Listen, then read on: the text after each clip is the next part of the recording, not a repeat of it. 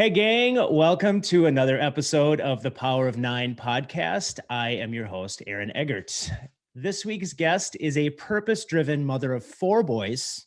That's right, I said four boys, that somehow has time to be a wildly successful entrepreneur.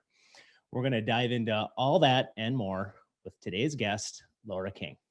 Laura, how you doing?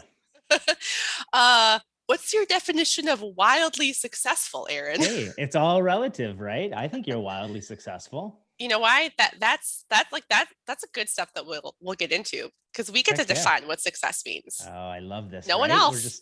It's like we prepped for this conversation or something.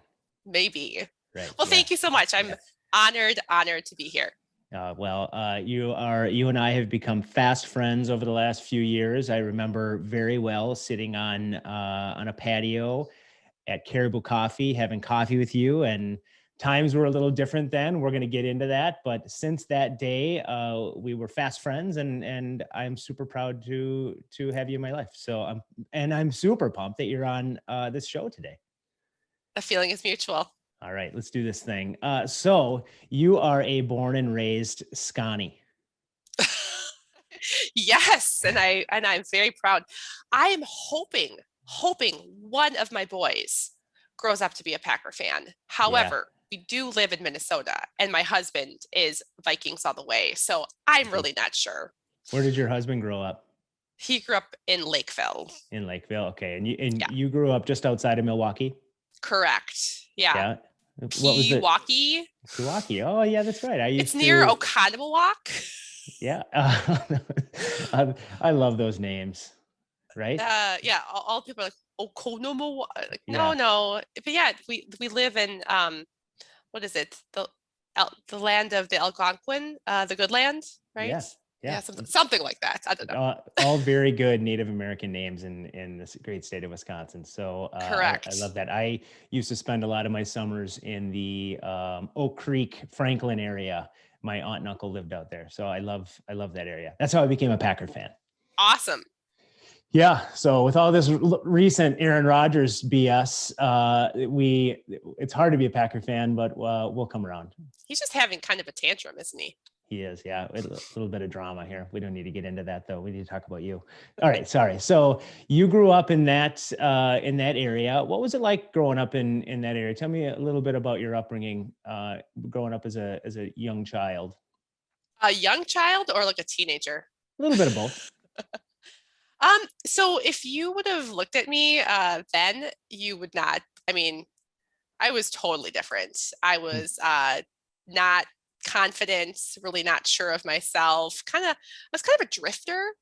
I in high school, you've got the different cliques. And so I belonged to like all of them. So I wanted to be friends with everyone. Yeah. And, but yeah, I think like anything in life, the older you get, the more used to in your own skin that you are. And for me, it was, I was Aaron, I was all about the 4.0. Like that was my identity. Like if I didn't get an A, the world was going to end. Oh yeah. What was that, self-imposed, or was that part of your upbringing, or what brought all that mindset on? Yeah. So I think I just adopted this like script of, well, if you get good grades, that means you're going to have a good life, right? Like, because good grades equals a good school, college equals a good job. A good job equals, money and the house and all the things, right? Yeah. And it wasn't until actually this year that I thought, where did that come from? It's just like the world puts these scripts on us and we just mindlessly adopt them. It's like, well, it's social pressure, right? Like there's all this social pressure that's put on you as a child to do all these predetermined things. And at the end of the day, very rarely does it actually shake out that way. Yeah. Yeah. So right? I am the oldest. I'm the only girl. I've got two younger brothers. And my dad is a wildly successful businessman. And so growing up, I wanted to earn his love, and to earn his love meant getting good grades. Yeah. And you also, as you were growing up, you got pushed around a little bit, and you used the word bullied, and that's a strong word, but boy, I had a lot of experiences that for myself when I was in middle school. I used to get the absolute shit kicked out of me, and I got pinned down and would like have mustaches drawn on me and stuff like that. I don't know what it's you different for experienced, girls. but Girls yeah. was, So, for me, it was, I remember this very vividly, 8th grade. I was on the cheerleading squad and they just decided that they were going to hate me. And so they wrote a top 25 reasons we hate Laura list and put it in my locker and turned my best friend against me. And basically, Erin, I didn't have an ounce of meanness in me. Like, I was that kid that came home and wrote my comebacks in my journal. jeez. Because I was raised with like, kill him with kindness, kill him with kindness. Right. It got so bad. I ate lunch in the bathroom by myself the last Laura. 90 days of 8th grade because I was terrified of these girls. Thank goodness it was like a feeder school. So all the middle schools fed into a large high school. So by the time I got to high school, I got to say like, sayonara, Right. you people, right? Like, Good. I'm moving on. Good. And so you were able to chart your course a little bit differently through high school, and then you progressed to go to Madison, right? So yeah, as far as I know, only smart kids and smart and popular, because both you get the best of both worlds at Madison. You get an awesome education, and it's a party school.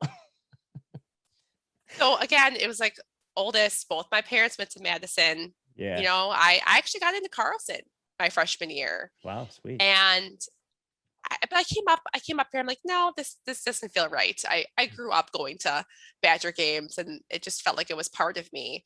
And I'm so happy I did those 4 years. I wish I made them 5 or 6 years upon retrospect. Yeah. Yeah, it was a great time to just, like, you know, most kids, you make a lot of mistakes. I actually didn't get a 4.0 anymore. Oh, hallelujah. Thank you. Now you're starting to talk my language here. And as my younger brother said, Laura, college is when you got cooler. That's awesome, right? That's where you're supposed to get cooler. Yeah, I got cooler. I Love it. made lots of mistakes. But I graduated and I got a job. Granted, it was a job that was totally not right for me, but that also was another great learning experience. So it's part of that predetermined social pressures side of things, right? So what was your first gig right out of college? Well, first let me back up and tell you this. So I, again, kind of going back to the theme of, I don't make necessarily just like, I wasn't making my own decisions. So my dad was like, oh, you should be an accounting major. So I tried that. I'm like, ooh, I don't think I like this. And it took me so much confidence to go back and say, Dad, I actually don't like it. Oh, well, Laura, why don't you be a finance major? Oh, let's try that. Nope, not finance. Not my gig. I finally am like, Dad, I really want to do marketing. It's like, okay, Laura, you know, as long as you think you can get a good job, all right. So you said your dad is a wildly successful business person. So this is all in my head, though, Erin. Like, he wanted me to. So he was an engineering major, but then he got his MBA.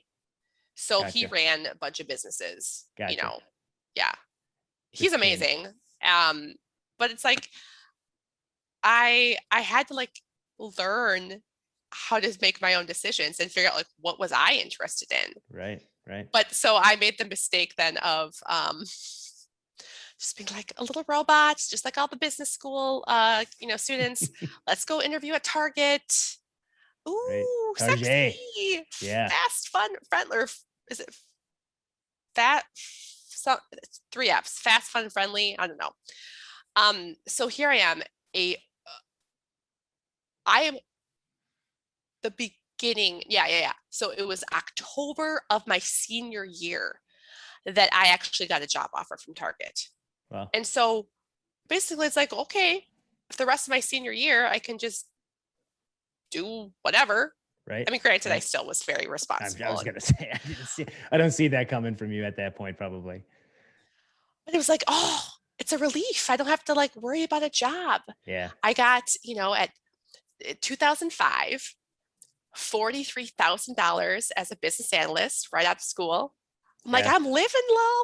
life. I Yeah. get to move to Yeah. Minneapolis with some of my friends who are also going to be at Target. Like, it's just going to be wonderful. And I got there and I'm like, oh, what did I do? Oh, whoops. That was one of those moments where I should have listened to my gut, because in the interview process, I kid you not, one of the gentlemen that I interviewed with, he freaking made me cry.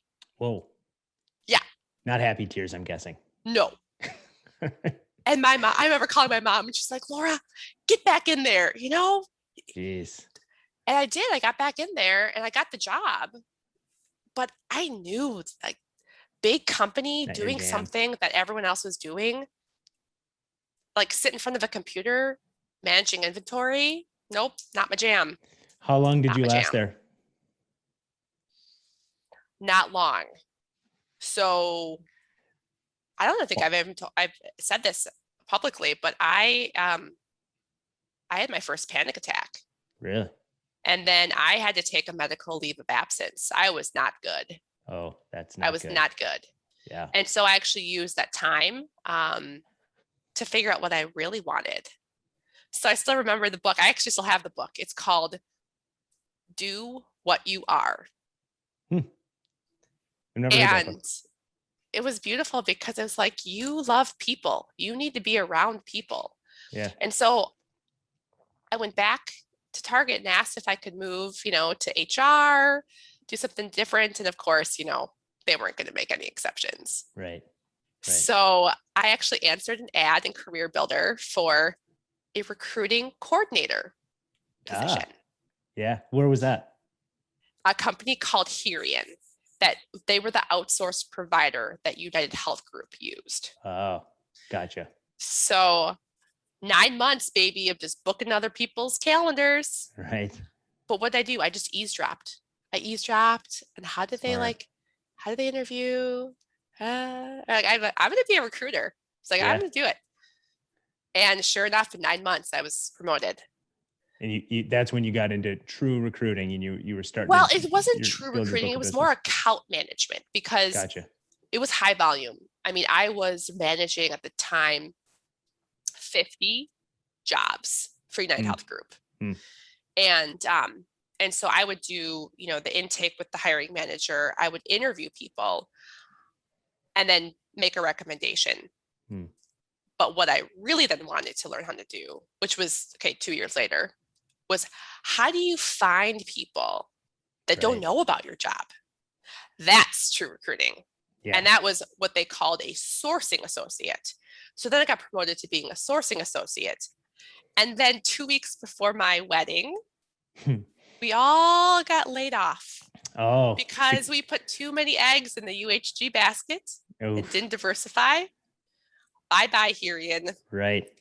But it was amazing. Like, the people that I've met there, the friendships, we are still in touch to this day. Like, and amazing. And the experience that you got, right? That's kind of what charted the course for your recruiting career. So what, after you were laid off and got married, what did you do then? I was one of very few people that my boss actually recommended go look at working for a search firm. He knew that I had that sort of, competitive drive. Yeah. That I could manage being a fully commissioned person, nice. Fully commissioned employee. Yep. Yeah. So I was hired at this global search firm, Hudson Highland Group. They're no longer in this market. I started September of 2008. So I had to build a book of business in 2008. A downturn 2009. Economy. Yeah. And what did I pick? Because they're like, oh, Laura, you can pick anything to specialize in. I was like, I'm going to do interactive marketing. because There you that's what we go. called it back then. It was called interactive marketing. The iPhone had just come out, Right. and it was such an exciting time. Um, I did what my dad told me to do. Laura, you fake it till you make it.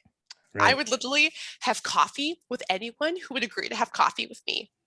And just to learn, like, who are the players? Who do I want to work with? And then I Yep. remember scripting out my first ever cold call. Yeah. I had to call him. It was basically calling a company and saying, I can find this person for you. And sure enough, they were like, yeah, we're desperate. It's like, oh my gosh, someone's going to trust me to find the person. I had no idea what I was doing. It's awesome. I mean, you think I about that, was right? just, Early in your career, you're just figuring it out. Yeah. Yeah. and it was really tragic because the person who had hired me left the week I started to go back to Robert Half, which, by the way, I also had an offer from Robert Half, which I turned down. Because he told me, he's like, oh, this environment is way better. He left to go back. And then the market director was on maternity leave. So again, I'm just like, just sitting there. I'm just eavesdropping all day, like on all the other recruiters, trying to figure out what to do. Did you stay there long? I mean, I lasted through, because the company went through a number of reorgs in that time. I think almost 2 years. Yeah. But it gave me the confidence to say I can go into a situation and figure it out. Yeah. Yeah. I did a lot of scripting. I would sit in the car and I literally memorized what I would say during these cold calls. I mean, it just took so much repetition and grit and perseverance till I actually could step into this person that I wanted to be. This confident, recruiter that could find people. At what point did you feel like you were doing your scripting and then it just transitioned into like unconscious competence? Like you were just able to just riff? Not until I went to Verseek. Okay. So I had another stint in there. I honestly, I am like the queen of, I've had so many jobs. I mean, ask my husband. He's like, Laura. Well, I know a lot of people that I know in recruiting that have turned that into their career, and I know that you've obviously transitioned out, but that do make their career there. There's a lot of movement in that industry, right? Like it just happens. And if clients, a lot of it is relegated on how, are clients being brought in at the right level, and are they going to be the right fit for you as a recruiter? And if they start to transition a different way, then you need to go find the right firm that's going to align with you. And I can see that happening. So what I was really drawn to it for Seek because I never was properly trained. And so I was just excited to have someone train me because I had just basically learned on the fly. And I really buckled down, and I was a student of the business. And I told my husband, I'm like, I'm going to do this right. And I mean, we took a major bet at that time because again, it's like, okay, you want to be another fully commissioned job. We just had our first kid. And I did. I started at Verseek when my first son was 6 months old.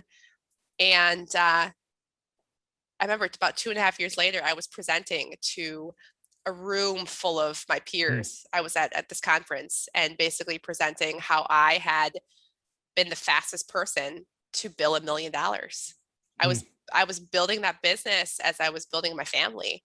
Right. And I thank goodness I had all these earlier experiences in my life, because just everything leads up to these moments. Right. And I don't even know where I was going with that, other than to say. Yeah, no, I think just talking through that. Become a student. It was become a student. Yeah.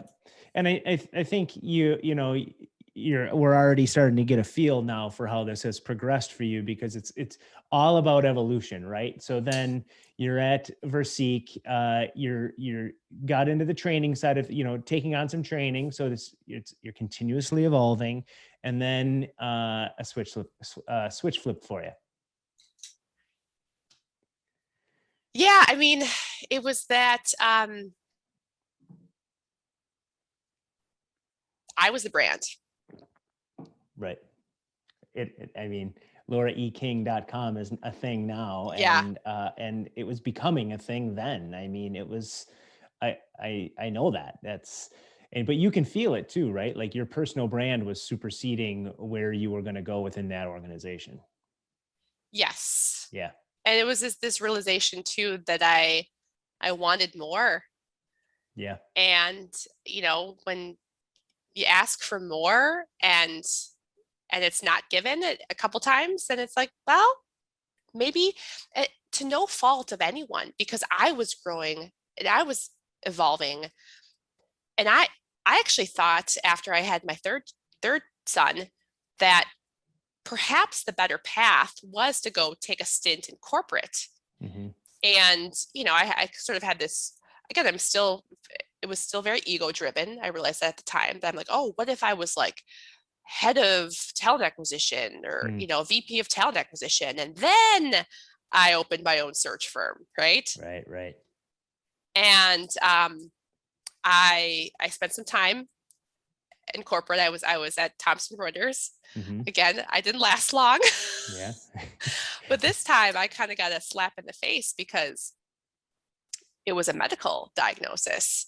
My son, we found out had some issues. And so that diagnosis came the same week that I found out that I'm losing my hearing. And it was just enough of a slap in the face to say, I wasn't really enjoying corporate anyway. And it was just enough to take like a pause. Yeah. And so then I became a stay-at-home mom. I don't think you know this. So I didn't know that. Yeah. So how long did you do that for? I did that for, almost 9 months. Before I started at Core Talent, I just hung out with the kids. Yeah, that's actually me hanging out with the kids. All crazy. I can't sit still, so apparently, I hung out with the kids, and I also brought a national nonprofit to the Twin Cities. Oh well, there you go. Let's just call it how it is. Being a stay-at-home mom is not like a no job, right? Like that is more of a job than any job or business or anything out there. So I mean, yeah. Any business leaders, if you have an opportunity to hire a stay-at-home mom, oh my gosh, do it. Right. Well, how do you think? So, Bus Stop Mamas, right? Listen, they're not even a sponsor of the show or any of this. I don't even know her. And I just think that is such a fantastic platform. So yeah, I say, yes, go for it. And all those moms who have left the workforce to care for their kids and want to re-enter the workforce, hire them. Yeah. Hire them. Yeah. Agreed. All right. So, did you meet Mary then from Core Talent while you were when you were staying at home? Yeah. Yeah. And was it just like, yeah. And it was one of those, just, did you search her out or she searched you out? It was mutual, actually. Oh, nice. I like that. Well, so one of the employees that worked with me at Versique was now at Core Talent. And her and I had just a great relationship. And she's like, you need to know Mary. And I'm like, I've been hearing about Mary. And apparently Mary had been hearing about me. And so it's just inevitable that we meet. Yeah. And at that point,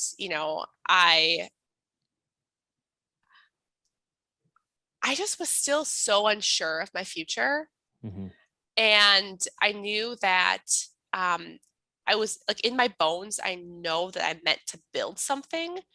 But at that point, I wasn't sure if I was supposed to build a search firm. And things get real. Like I had a bunch of kids, paying for daycare, all like I need to just make money. Right. And I loved what Mary had built. I loved her model and I loved her. And we went into this being like, let's create a role for you, Laura. Let's do this, let's do that. And I mean, I am so lucky because until that point, I had never seen a female run a company.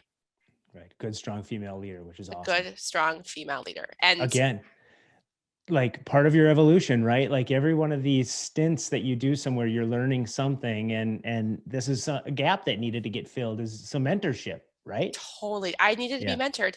And Aaron, when you and I met, I was so miserable. It was a surprise fourth pregnancy. It had knocked me. I'm surprised I could even get out of bed some mornings. Well, yeah. Like there was a period where I couldn't get out of bed. I remember you telling me first time we spent time together, you were like, I feel absolutely like miserable right now. Garbage. I mean, half the pregnancy. Right. Right. But you were just sucking it up and we met right by your office. So it was convenient, but still like, I can't even imagine that. Oh. And Mary was my biggest cheerleader through it all. Yeah. So then something else happened. So not far after that, so while you were Core Talent, you were creating Marketers Community, right? Yeah, actually, I created Marketers Community when I was at Thomson Reuters. Oh, you did? All right. Yeah. Good. So that was kind of an evolution. So that's a part of the Laura King brand. Yes. And then you decided that it was time for you to move on from Core Talent too, and get us a little bit more into a future or a present state. Yeah. So where are we?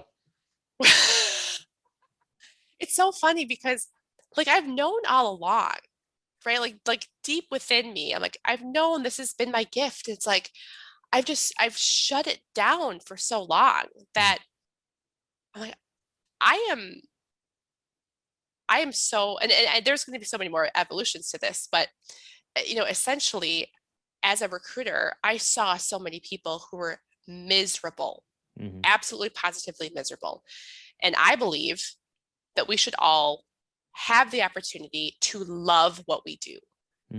And so what I'm doing now, I mean, I guess you call it a blend of somewhere between a career coach and a life coach, combined with a community.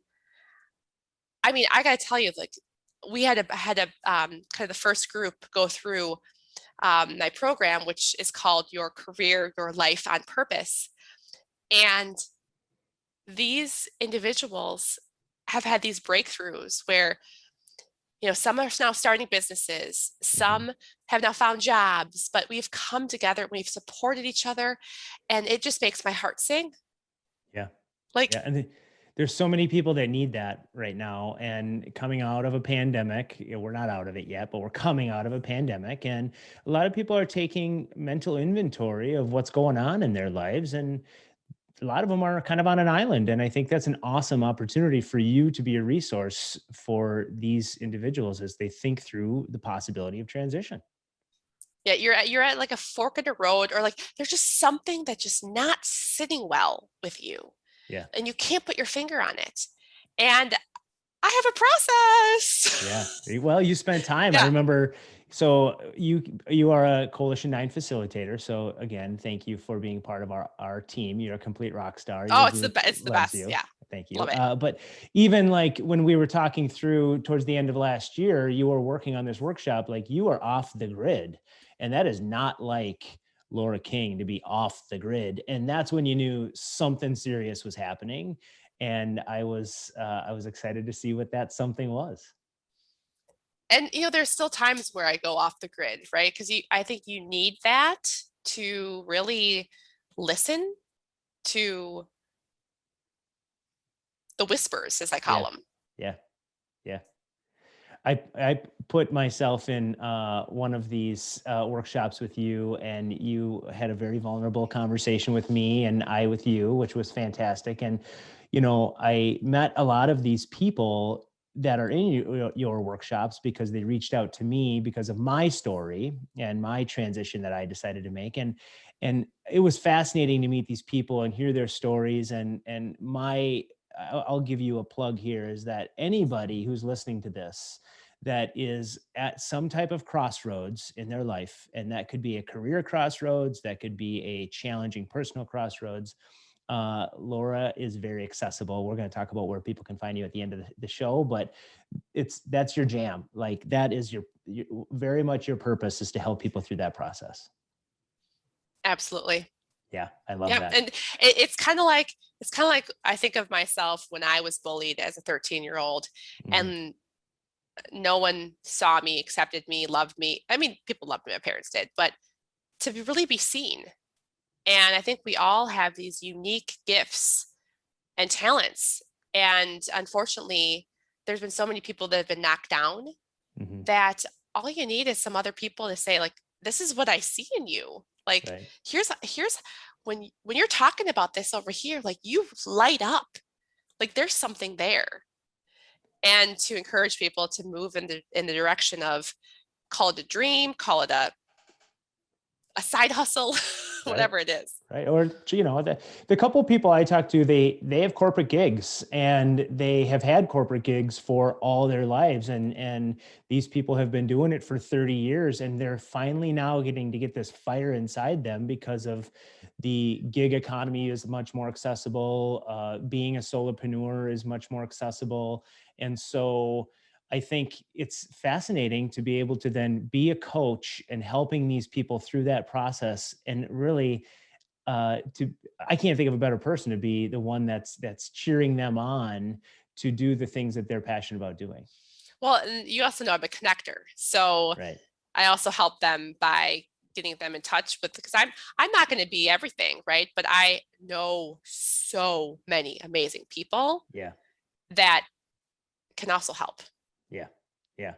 And all the while you're doing this, and then your husband is starting a music school. Well, so so I cannot imagine the complete insanity that is your household at some points when you've got 4 crazy boys running around the house and 2 entrepreneurs starting businesses just as we're starting to come out of a pandemic. It sounds we're like gonna live to tell the tale. Yeah, that's the deal. It's so fascinating, and I love to hear that, you know, your dreams are starting to come true of all these different things from multiple disciplines. And so can we give your husband's, this is your Let's husband's give it show, a but plug. we got to give him a plug. Yeah, so talk a little bit about Rock You. So Rock You, well, it was just an idea last April. As you know, he had the same, he basically went through my program. So it was the realization of, like, what does success mean to you? And we looked into franchising, we looked into all these different things, and he's like, I want to own the brand. And so his thought was, gosh, could we get musicians who love music to be the ones to teach, you know, whether it's kids or adults, but people who are so passionate about music. And I've never seen my husband work harder in his life. Like, he was just grinding through the pandemic. Right. So, but that gave him a sense of purpose. That gave him something to look forward to. And we're, now 3 weeks away from opening Rock You, Woodbury. What date is that launch date? Because I think this episode should probably come out about that time. Yeah. So May 17th, if you go to Rock You, like not YOU, but you, rockumusicschool.com. All right. I'll add that. That's where you can find it. That's where you can find us. All right. And it's for all ages. We even have a whole, oh my gosh, Aaron, you're gonna have to come check out the space. It is incredible. Sweet. And the whole back room is for bands. So if you want to, like, have a band practice, like a, rock band. Yeah. I love it. Even we have a guy that does, like, audio, like tech DJ stuff. Well, you know, I knew it was going to be, so my wife sells sound abatement. And so she's got her product all over Rock You, because you need some sound abatement when you're having rock bands playing like crazy in Woodbury. Right? In Woodbury, Minnesota. You got it. Yeah, right. All right. So I am going to make a hard transition into our 9 questions. Laura, I loved hearing your story. I want to be able to have other things to be able to paint a picture of who you are and what makes you tick. Can you confirm with me that you have no idea the questions I'm about to fire away at you? I'm a little nervous, actually. I love this. This makes me so happy. Just hearing you say that makes me happy. All right, so let's have some fun. Question 1. What is your biggest pet peeve? People that don't take action. Ooh, they talk, and they don't take action. Yeah. Shocker that's your answer. Is either that, I thought you were going to say something about negativity, but that's right there. They're probably it kind of goes hand in hand. Yeah. What was your we didn't talk about this. What was your first job, like your first job ever? A lifeguard. Sweet. At a pool or a beach? At a pool. Nice. I actually saved a person. Yeah, really? I got to dive in and save someone. Really? Yeah. Oh yeah. And they didn't speak English, so I got to use my Spanish skills. Really? Uh-huh. That's a great story. Holy it was a public pool in Waukesha, Wisconsin. Nice. Did you were you a big fan of Baywatch?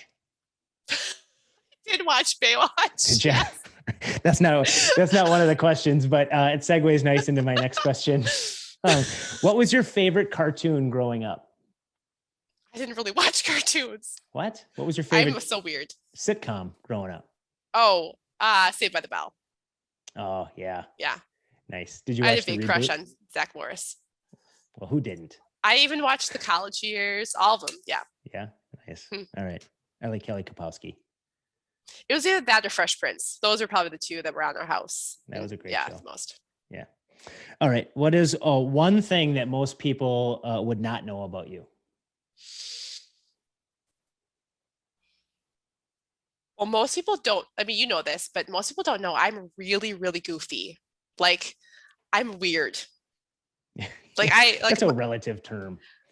I mean, I just the other day, to make myself happy, I decided to run down my street doing the Phoebe run. Oh yeah. The Phoebe run? Yeah, I know, yeah.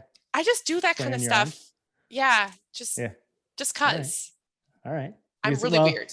Well, it keeps the boys entertained. Yeah, I think that's probably it. All right. Anything to keep them entertained. Yeah, and you too. What is one quality in a person that really, truly impresses you?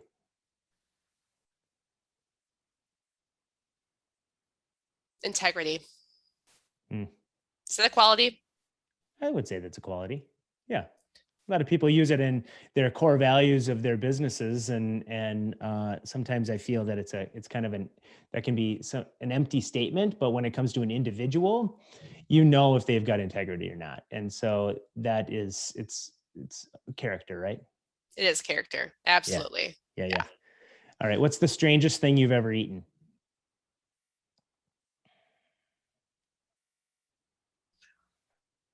I remember when I was in Belgium, I had to eat like pig's brains or something like that. I didn't know what I was eating, but it was something like some sort of organ from an animal that I later found out. Was it haggis? That's Scottish. It wasn't that. It was something else. Oof. But the other day I decided to eat a dandelion because I heard it's actually good for you. Yeah, well, you can drink dandelion wine and yeah. So I just actually took the dandelion from my yard and popped it in my mouth. How'd it taste? Yeah, it's kind of like having a salad. No. All right, dip it in some French and blue cheese and call it a day. All right. What was your first concert? Oh, Janet Jackson. Oh, nice. Was it the what was the name of that tour? That's what I told my mom. I wanted to be a backup dancer when I grew up. And that's when my dream first got shut down. Right. The first one shut down by your parents. I think we touched on this one a little bit, but you can maybe delve into a little bit, or maybe you're going to throw me a curveball. Who is your mentor and why? So Mary Nutting has been my mentor. And why is, I mean, what I said earlier, she was the first person I got to see up front close and personal at running a company. And I didn't realize like that I have the same qualities that she has. So that means, oh, wow, I could do that if I decided to one day. And that's a great quality in a mentor, right? Of that accessibility and that relationship to where there's that vulnerability and transparency there that you can learn from her. She was just one of those people that no matter how rough things were in my personal life, that's just it. Like she was more concerned about how things were going in my personal life because she understood how that affected how I showed up at work. And so we talk about those things in order to bring my best professional self out. Yeah. Great. What is the best piece of advice that you have ever received?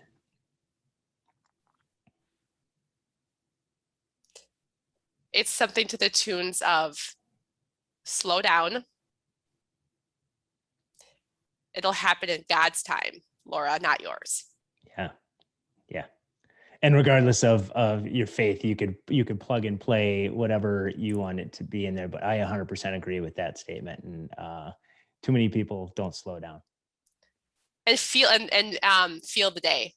Yeah. So I think so many of us just kind of sometimes just go through the motions. And I know this is going to sound so like, oh, but like you're leaving the day, right? You're leaving to go, like, give your spouse a kiss and like plant that kiss, baby, right? Right. Yeah. Like you're down with your kid, you're ready to give them a hug and like look into their eyes and like extend that gaze for an extra second, like feel your day. Yeah. Yeah. That's what I love. Nice. That was 9 questions. You hammered those out and they were not that bad. You did a great job. Laura, I am so thankful to have you on the show. You are a big positive ray of light. I'm blessed to have you in my life and blessed to call you a friend. So thank you so much for being on the show. Aaron, I want to give you just a big hug. Yeah, I love it. We can't do that right now, but we will. Yep. Virtual hug. Yes. Thank you for giving me this opportunity. And I love being a facilitator of Coalition 9. Thank you. All right. So enough about Coalition 9. We could talk about that all day. Well, let's where can people find you? Lots of places. So lauraeking.com, LinkedIn. Yep. Laura King, find me. And then I'm starting to actually build my little Instagram following. I like that. Yeah. No Twitter? Oh, no Twitter. No. Yeah. No. Darren Lynch was on our first show and he said Twitter is for people that want to text but don't have friends. I thought that was a great line. It was something like that. It was just a shot at Twitter. I like Twitter for news, but all right. Anyway. Oh, and if there's any marketers listening, we're going to have some outdoor networking events for marketers. So if you go to marketerscommunity.us. .us.us. Yeah, .us. Okay, great. All right, those are the details. I'm going to make sure those are in the show notes. And anybody who wants to see the video version of this, they'll also be shown towards the end of the video. Laura, thank you so much. I can't thank you enough for being on the show. I already said that, but you are you're a very good friend of mine. I appreciate you being on the show. Stick the landing. Let's do it. On behalf of Laura King, this has been the Power of 9 podcast. I am your host, Aaron Eggert, and I want to thank you for the privilege of your time.